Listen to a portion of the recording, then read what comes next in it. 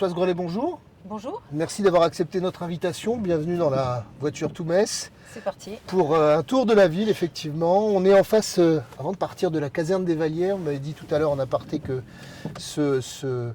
cet endroit vous tenait particulièrement à cœur. Alors, vous nous en direz plus peut-être soit maintenant, soit plus tard. En tout cas, l'idée, ce serait déjà de savoir sur les 2 derniers mandats du maire Dominique Gros. 12 ans ont passé, de 2008 à 2018, le monde a beaucoup évolué, en tout cas a évolué. C'était un petit peu de savoir déjà votre point de vue, la politique, la ville, la cité, les gens, le monde, et comment l'élu par rapport à ça doit changer dans ces mondes qui ont changé, justement. Je crois qu'il faut déjà être fidèle à ce qu'on est, et la ville de Metz a des points forts, a des spécificités, et que pour avancer, il faut regarder aussi dans le rétroviseur, tout en ayant une vision claire de ce qu'on veut. Dominique Gros a modifié la ville, certes. La ville aussi s'est modifiée par l'actualité en fait, qui change, un certain nombre de décisions qui ont été prises. On est devant la caserne des Vallières, donc notamment je pense évidemment au départ de l'armée. Donc ces 2 mandats ont apporté des modifications parfois nécessaires et bénéfiques, et souvent que je trouve contestables. Donc c'est ce qui me motive en politique. Très bien. On est devant les ponts, on va y aller. On va aller faire un saut. On va commencer par ce quartier. Quartier que vous connaissez, je suppose. Oui. Alors peut-être déjà commencer par un point de vue sur ce quartier. Quel est-il, ses problématiques, si vous avez éventuellement déjà des choses qui sont liées dans votre programme ou dans vos propositions à ce quartier de devant les ponts. Alors nous avons commencé à des Vallières, qui est donc une caserne qui avait plus de 100 ans d'âge.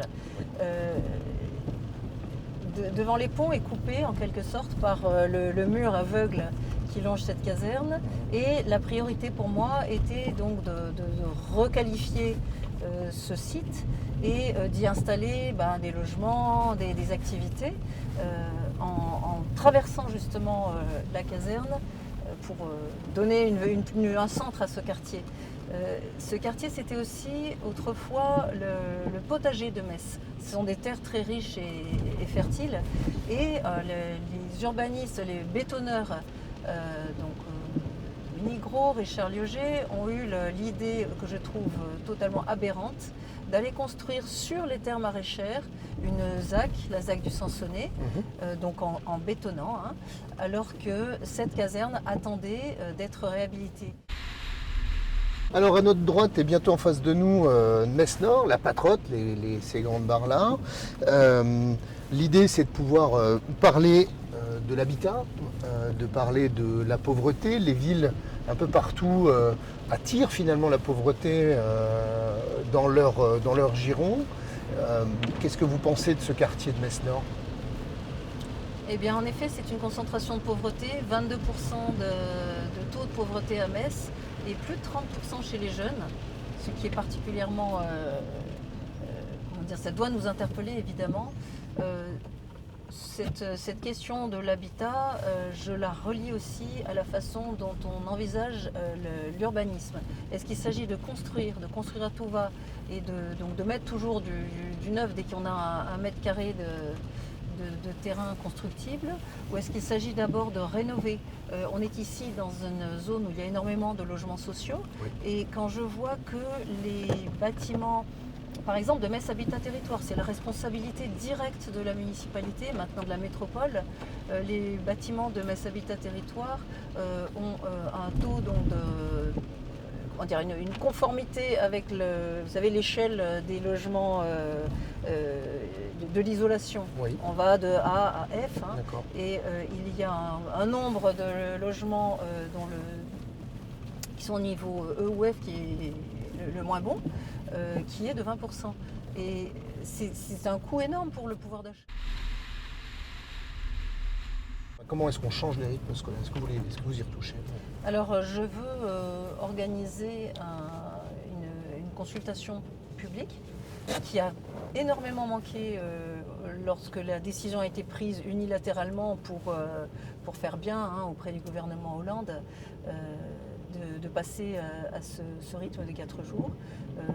il y a eu un simulacre de concertation avec une réunion publique où les parents, les personnes présentes étaient majoritairement opposées et la décision a quand même été prise.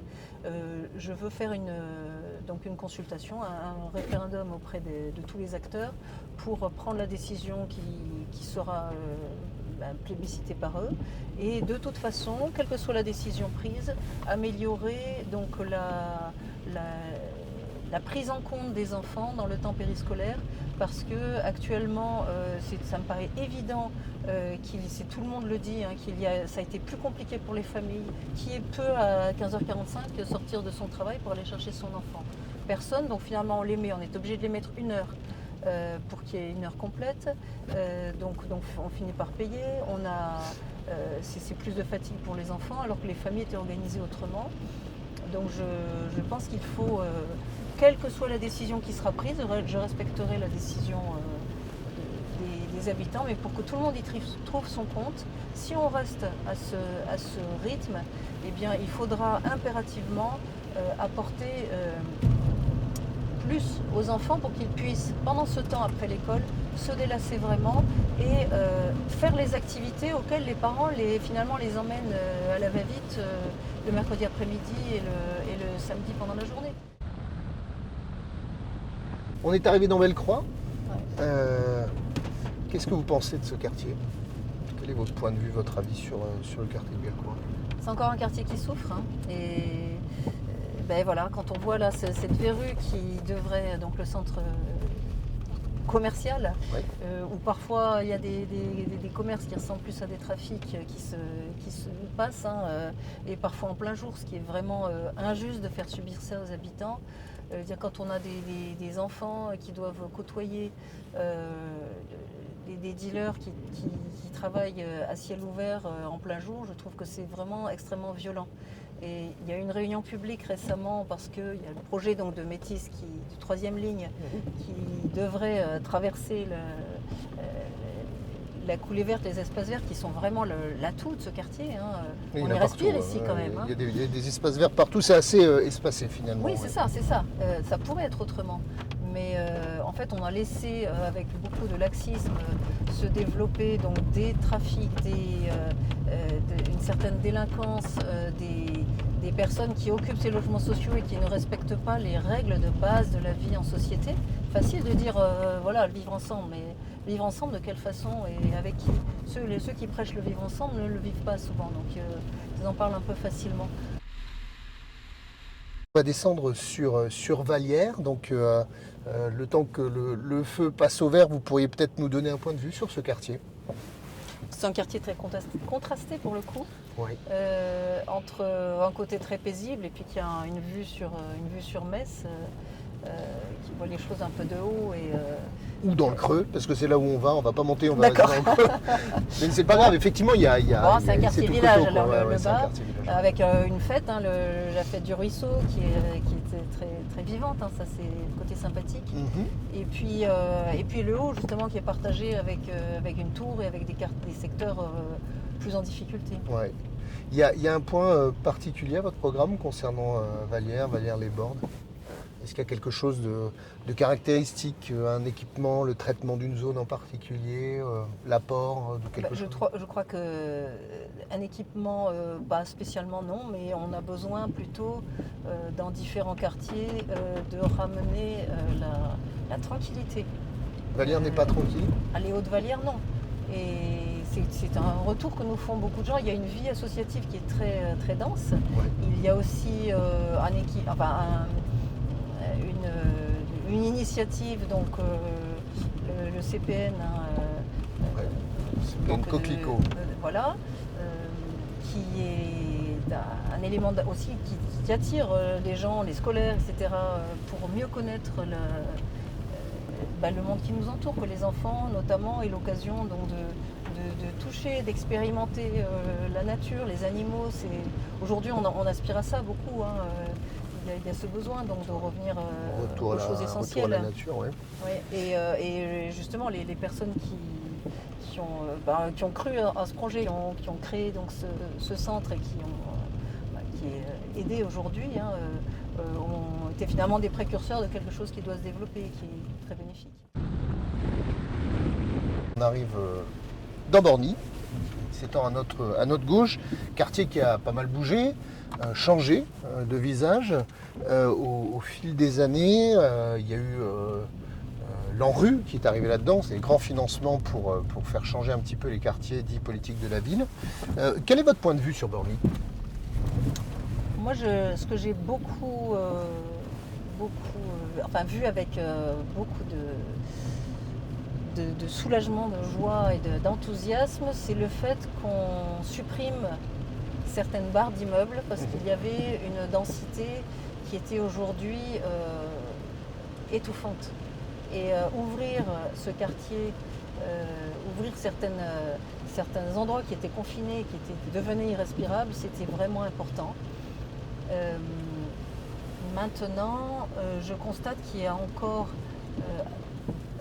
toujours le même problème qui est celui de l'insécurité et du manque d'entretien de ces logements sociaux. Je pourrais vous emmener, si la caméra pouvait sortir, dans certaines entrées d'immeubles, certains abords d'immeubles et certaines cages d'escalier où on a vraiment le cœur serré quand on y va.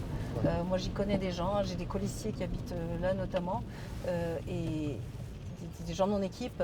Et je dis qu'on ne peut pas laisser subir ce genre de situation à des gens, c'est profondément injuste. Ça et la sécurité, c'est les premiers devoirs qu'on doit rendre à nos concitoyens. Là, on vient de voter donc le plan, le lancement donc d'un centre social. Un nouvel équipement, oui, juste Voilà. à côté de la BAM. Et ben, ce que j'ai dit, voilà, juste à côté de la BAM, là aussi, il ne fait pas partie de ceux qui estimaient que cet équipement n'était pas nécessaire parce que voilà, il y avait des besoins pour ce type de musique. Mais la priorité, c'était quand même le centre social on a des centres sociaux qui sont dans des états déplorables. Et cet équipement vise à les remplacer ou compléter le dispositif? Oui, on est d'accord. Oui. D'accord. C'est juste qu'il est arrivé trop tard, c'est ça, dans le mandat? Non, mais c'est surtout qu'il faut avoir des priorités. Et la priorité, c'est d'abord, je sais qu'une fois, le maire avait piqué une colère noire contre moi. Bon, après, j'ai compris que c'était un fonctionnement un peu théâtral. Mais celle-là, je ne suis pas prête de l'oublier, parce qu'on votait encore un dispositif, je ne sais plus, c'était 15 000 € pour un truc qui a été d'ailleurs abandonné, qui s'appelait « Je veux un artiste chez moi ». Donc les gens téléphonaient, s'ils étaient dans un quartier dit sensible, ils téléphonaient et ils avaient une troupe de théâtre qui réunissait des amis dans leur salon et une troupe de théâtre qui venait, ou des artistes qui venaient leur faire. Et j'avais dit, monsieur le maire, est-ce que vous savez qu'il y a des personnes, notamment des retraités qui n'arrivent pas à se chauffer correctement. Moi je connais des gens qui me disent ça, qu'ils allument un radiateur chez eux parce qu'ils n'ont pas les moyens. Est-ce que c'est pas la priorité ? Il avait piqué une colère monstrueuse en me traitant quasiment de fasciste, en disant que j'étais ennemi de la culture, etc. Mais non. Le Technopole 2, parc du Technopole, qu'on vient de longer là, qui est juste derrière. Bataille, oui, parce que, un de vos chevaux de bataille. Alors vous avez jusqu'au golf pour nous parler de ce cheval de bataille. Eh bien oui, parce qu'aujourd'hui où je vois tous les candidats faire la foire aux promesses écologiques d'arrêter l'étalement urbain, mais quel mépris pour les électeurs, alors qu'à Metz, comme à Metz Métropole, donc responsabilité partagée entre candidats de gauche et de droite, puisque nous avons été les seuls au Rassemblement national à dire que c'était juste pas possible donc de bétonner en fait ces 60 hectares qui s'étalent entre la prison de Queuleux et les grandes écoles là. On est en train à chaque fois que je passe devant, ça me donne une nouvelle motivation pour en parler à Metz Métropole ou à Metz. On est en train donc d'artificialiser des endroits qui étaient des terres agricoles, donc des terres vivantes qui nous nourrissent, dont nos agriculteurs ont tellement besoin, des bosquets qui permettaient à la biodiversité de se développer. J'ai discuté avec un des habitants qui voit maintenant des boîtes à chaussures là, se construire devant chez lui. Et il me disait, mais enfin c'est une petite anecdote, mais ça veut dire beaucoup. Il me disait, comment on va faire? Ma femme, il y avait des mirabelliers, et elle faisait des tartes à la mirabelle magnifiques, et puis je voyais les chevreuils qui passaient, etc. Alors on a plein de bonnes intentions tous aujourd'hui, mais il y a un moment où il faut être cohérent. On ne peut pas continuer avec ce double langage. Donc bon, pour moi, évidemment, cette zone doit être rendue à la nature, doit redevenir nourricière. Et sur les ZAC, je parlais du sel de Saint-Sonnet, mais également de la ZAC des Coteaux de la Seille, qu'on ose appeler écoquartier. On va en parler, voilà. on va passer devant. Et bien voilà, on aura l'occasion d'en parler, mais vraiment il faut requalifier ces zones pour y apporter des équipements publics, pour qu'elles soient plus agréables à vivre pour ceux qui y sont.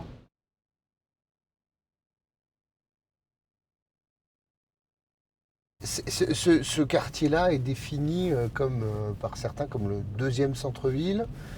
Ça a remis la centralité d'ailleurs de la gare SNCF entre les deux, entre le centre historique et ce centre qui est un nouveau quartier, c'est le quartier de l'amphithéâtre.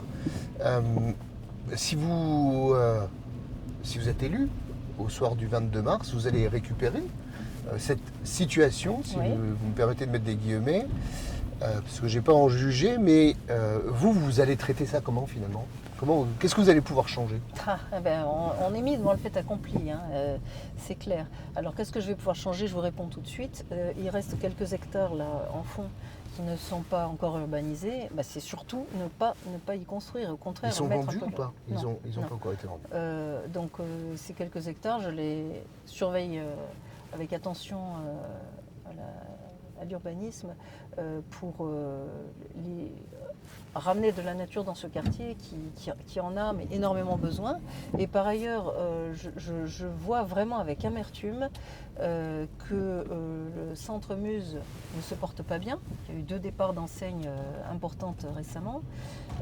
Et on aurait quand même pu se douter qu'en créant une concurrence frontale au centre-ville, on allait nuire non seulement au centre-ville, mais dans la mesure où le porte-monnaie des gens ne s'est pas dédoublé, que je sache, qu'on n'allait pas non plus apporter la prospérité à ce nouveau centre. Troisième ligne métisse qui fait l'actualité un petit peu, est-ce que vous êtes pour ou est-ce que vous êtes contre? Alors moi, le choix du métis pour moi a été une erreur parce que on a tout misé sur un équipement qui était très cher, alors que ce que je souhaite qu'on fasse dans cette mandature, c'est de mieux répartir les moyens pour améliorer les transports partout et pour tout le monde.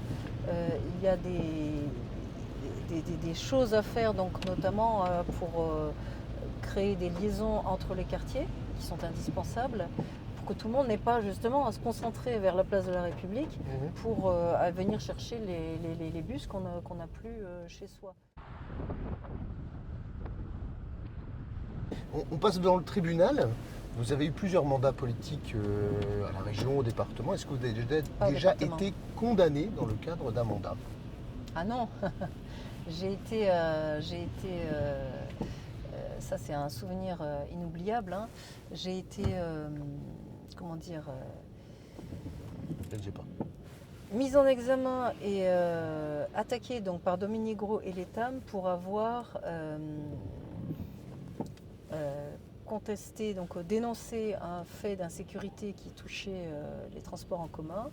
Et donc le maire, c'était en 2017, le maire m'a porté plainte avec l'Étam, donc dépenser de l'argent de la collectivité. Tout ça pour quelques mois, ça a été quand même une expérience très, très déplaisante. Tout ça pour la veille du procès, donc plusieurs mois après, se désister.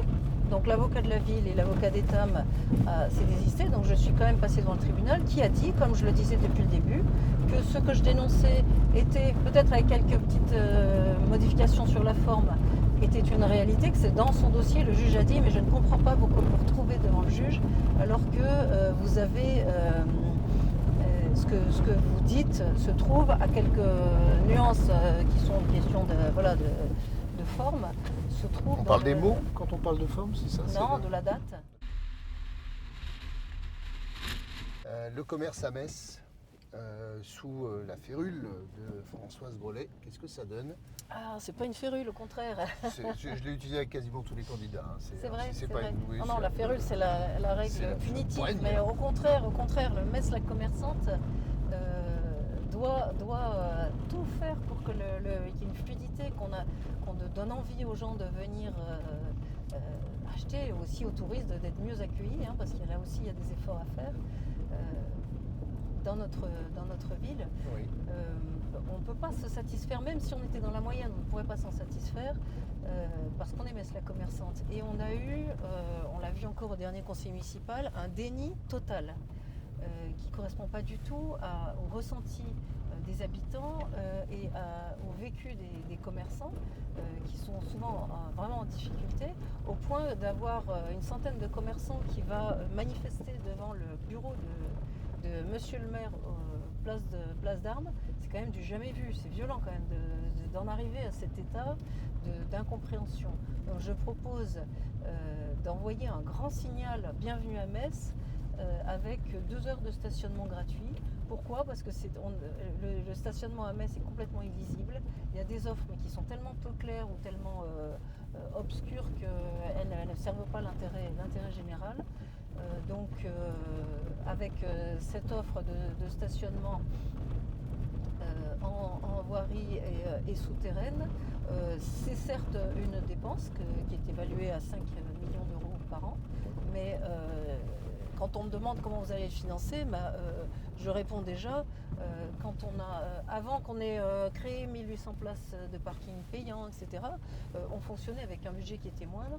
Et est-ce que les gens, avec cet argent supplémentaire qui rentrait dans les caisses de la ville, ont eu l'impression que les services publics se sont améliorés? Non. C'est pas le ressenti qu'on a. Donc on peut trouver ça, des sources d'économie de façon à envoyer ce signal qui est indispensable. Par ailleurs, les commerces ont besoin d'être épaulés parce que ce que je veux créer, donc de managers de centre-ville, soit des personnes de haute compétence capables d'une part d'agir sur le foncier commercial, donc être en partenariat avec les propriétaires pour obtenir des loyers qui soient acceptables. Je ne dis pas que c'est chose facile, mais au moins il faut vouloir le faire. Et quand la ville est propriétaire, je réponds d'avance, quand la ville est propriétaire, il y a aussi une vacance importante. Donc ce n'est pas que les méchants propriétaires qui sont responsables de l'état du commerce à Metz. Ces managers du centre-ville s'occuperont également de la modernisation, parce qu'il faut faire face au e-commerce et apporter des solutions innovantes avec une vitrine numérique, en s'appuyant justement sur toutes les compétences qu'on a à Blida. C'est aussi une façon de créer des marchés et des terrains d'application. C'est du BABA de s'appuyer sur Et un dernier point. là-dessus. Et donc que les managers du centre-ville assistent aussi la fédération et les organisations de commerçants dans l'animation du centre-ville, qui doit mieux se répartir, qui doit mieux être connu, parce qu'il y a beaucoup de choses qui se font et souvent qui ne sont pas assez connues. Donc, et puis avoir des animations pendant toute l'année. Très bien pour le commerce. On est arrivé devant Oui. l'hôtel de ville. Superbe. Alors, c'est un bâtiment qui, si vous prenez la ville, ce sera vous qui allez piloter ça avec votre équipe. C'est une sacrée responsabilité, à la fois pour les citoyens, mais Bien aussi sûr. pour tout ce que ça implique derrière, Bien le sûr. futur, le passé. Vous vous sentez les épaules pour porter pour piloter ou conduire ce navire trimillénaire? Ouais, c'est une sacrée responsabilité. Oui, j'ai les épaules assez solides parce que je suis une femme de bon sens, une femme qui a les pieds sur terre. Et je crois qu'on souffre justement d'avoir des politiques qui d'ailleurs ont réussi à dégoûter la moitié des électeurs, donc qui ne vont plus voter. Et que là-dessus, on a un défi. C'est de mieux écouter, de mieux faire participer les gens, d'avoir des données, des informations qui soient plus accessibles à tout le monde, qui permettent à tout le monde de se saisir de la réalité de la vie politique et de l'utilisation de l'argent public. Et je termine avec un point qui pour moi est primordial, c'est que la ville de Metz, c'est à peu près 2500 agents. Et ce sont des personnes de grandes compétences qui connaissent leur métier. Et les élus ont souvent tendance à leur imposer des dictats qui ne correspondent pas forcément à ce qu'eux analysent. Et moi, je veux vraiment m'appuyer sur ces personnes. On a aussi à Metz Métropole, évidemment, un certain nombre de fonctionnaires, un petit peu moins, d'agents publics. Et moi, je veux vraiment m'appuyer sur leurs compétences. Ce sont les premiers ambassadeurs de la ville. Donc, quand on voit des intersyndicales pareil, qui manifestent ici même face au bureau du maire, il faut le faire quand même pour arriver à avoir une mauvaise gestion humaine au point donc de mettre contre soi tous les syndicats de la ville. Je crois que là, il y a mieux à faire pour s'appuyer justement sur ces personnes, pour rendre le meilleur service public aux habitants. C'est ce qu'on leur doit d'abord en priorité. Merci Françoise Grolet. Merci à vous. Bonne fin de campagne.